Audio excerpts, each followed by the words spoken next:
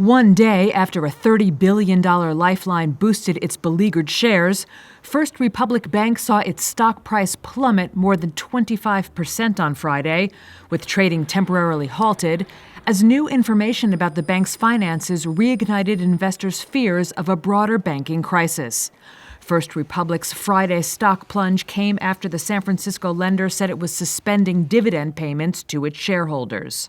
It also disclosed recent changes to its balance sheet, including a more than $100 billion loan from the U.S. Federal Reserve that one analyst described to Reuters as, quote, staggering and painting a very dire outlook for the bank and its shareholders.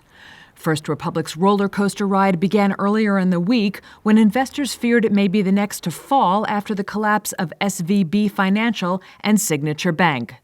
Big banks including J.P. Morgan Chase and Morgan Stanley stepped in with the $30 billion lifeline in a deal that was put together by power brokers including J.P. Morgan CEO Jamie Dimon, Federal Reserve Chairman Jerome Powell, and U.S. Treasury Secretary Janet Yellen. Our banking system is sound.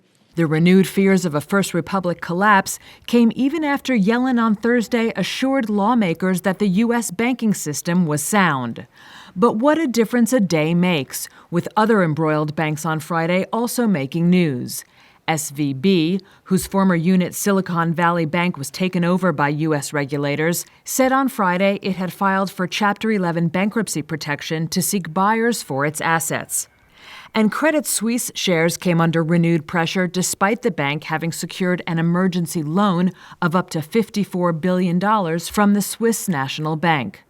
Renewed worries about the sector sank other bank stocks Friday and helped drag down Wall Street's main indexes.